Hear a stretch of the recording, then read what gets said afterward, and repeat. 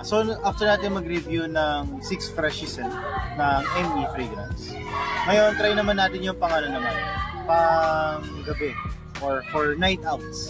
Night outs. Yeah, night outs. Number 1 dyan, night outs. Mamaya. Pero yun, re-review tayo ng pang natin, yung mga date night scents natin from Middle Eastern perfumes. So start na tayo. Yes.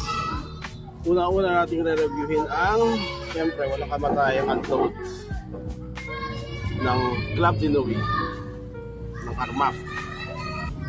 Ito nga pala, ang Club de Nuit, ang Untold ng Armaf, is a dupe of Baccarat Rouge 540. Sa mga di nakakilala ng Baccarat Rouge 540, maamoy nyo to kahit saan. Ano siya, marami ako naamoy na babae na ganito eh. Though hindi siya Untold, hindi siya Baccarat Rouge, but inspired siya ng Baccarat Rouge. So I can say this is the most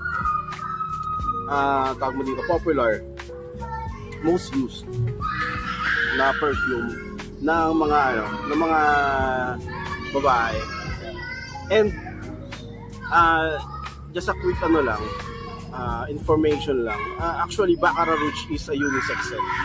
So maybe kaya malimit ang gumagamit nito ay mga babae kasi siya, sweet. Alam mo naman, pag sweet, hindi siya ginagamit ng mga lalaki. But for me, I think, minsan ginagamit ko to. Pero mas ginagamit ng asawa ko to. Medyo para sa akin, mas gusto ko na amoy ko siya sa ibang tao. Kasi naamoy ko siya sa sarili ko. Yun yung niya. For me kasi, ang lakas nito. Ang lakas nose blind nito. Promise. Pag gumagamit ako nito, siguro, tinatanong ko, naamoy mo pa ba ako? Naamoy mo pa ako? Oo, ang lakas nga eh. Pero ako sa sarili ko, hindi ko na maamoy. Parang meron ang naamoy ko lang, yung parang amoy synthetic plastic na gano'n. Pero sa iba yung pa rin eh, yung initial amoy pa rin eh, yung halimuyak. Ikaw, may experience ka ba sa Baccarat? Actually, wala.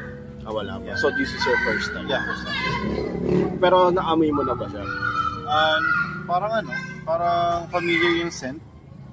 Tulad yung sabi mo, naamoy mo siya sa babae. Which is ako din naman, sa mall. Mostly sa mall. Nagulat ako actually, napadaan ako sa Senses ba yun? Senses. Nagulat ako, meron silang dupe niyan. Sabi ko, parang familiar ito pag amoy ko. Baccarat Rouge. So ganun siya ganun siya ka-popular. Ian Darcy, alam ko Ian Darcy walang ganito. Ang kalimitan kasi, kung medyo naging familiar sa inyo yung amoy, kasi most of the girls din ginagamit yung Ariana Grande Cloud. Yeah. Which is a dupe of Baccarat Rouge. So maraming version, but that is more sweeter, leaning towards sweeter side. More on gourmand yung dating nung Ariana Grande Cloud.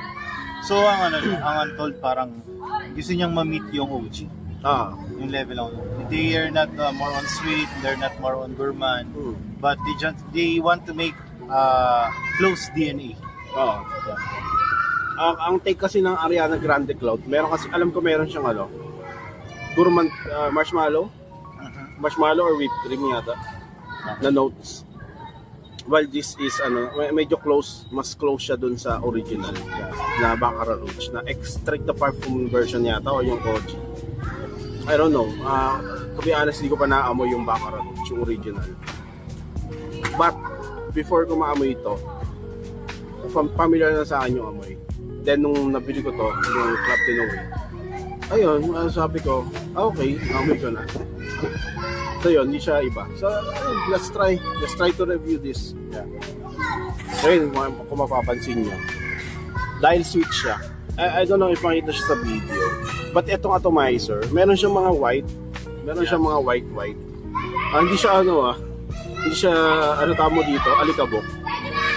Siya, yung white, alam mo yung kapag matamis, yung perfume, parang yung sugar is siya, parang nagki-crystallize, parang ganun.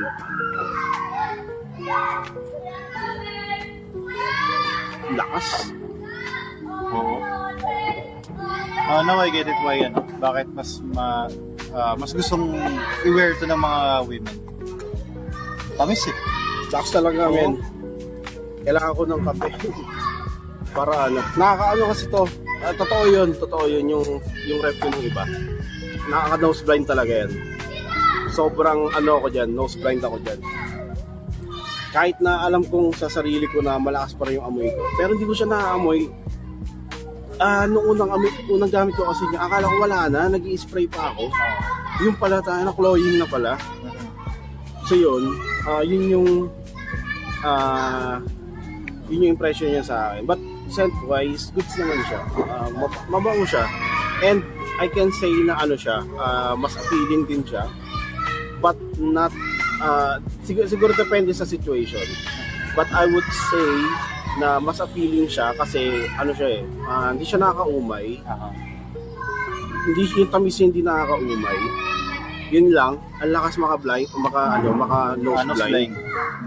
Pero scent-wise, soft lang siya eh. Hindi siya matamis, hindi siya nakakaumay, hindi siya nakakasuya. Ikaw ba? Total first impression ko. Yeah, actually same din. Hindi siya nakakaumay kahit paulit na. And hindi siya sobrang tamis, pero not in a way na appealing siya for men. Diba? More appealing siya for women talaga. So for example, tatanungin kita. If your girlfriend is going to wear Club de Nuit Untold, magugustuhan mo ba? Yeah, of course. How about on a daily basis? No. Para sa akin siya, na madaling makasawa if araw-araw maamoy. You need to have that, kailangan mo ma-alternate. Yeah. So kailangan mo ng alternating scent? Yes. For me, ganun din. I don't think, kaya ko siyang, tawag mo dito, matolerate yung araw-araw mo maamoy. Yeah. Kasi, first of all, sa klima natin dito sa Pinas, it's not fit for the climate. Lalo kapag sobrang humid, alam mo naman, pag sobrang humid or maalinsangan, hindi siya appealing eh. Mas appealing siya, yes. Magugustuhan ng kahit sino. But yung yung performance niya, yung everyday use, for me no. Di rin. Para sa akin ito, to put it better, in a better sentence, ma-appreciate mo siya if minsan mo lang maamoy. Oo. Parang from time to time, kailangan you need to go with the back. Go with the back. Yung like if you want to impress someone, Yeah. if you want to impress the room, if you want to be the elephant of the room, yan. Close, wag mo gagamitin sa sa close environment. Yeah, please. And close environment kasi nakakaano siya. Masakit sa ilong. Lalo sa sa van. Yeah. Wag mo gagamitin Lalo na sa jeep. Please lang. Oo, sa jeep pag tanghaling tapat. Oo. Maganda siguro, dala ka dikan. If aircon yung office nyo, ganito ka doon ka mag-apply. Yeah. Bago pumasok. Then goods for the day na yun. Good for the day na yun. And siguro maximum of 3 sprays pwede na. Isa sa clothing, isa sa neck, then isa sa arm. Pero yun, yun hindi ko masyado ginagamit, diba? Ganun siya katipid, man. Ganun siya katipid. Dahil sobrang lakas talaga nito.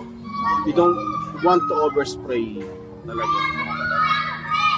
So yun, that's our review of Club de Nuit Untold.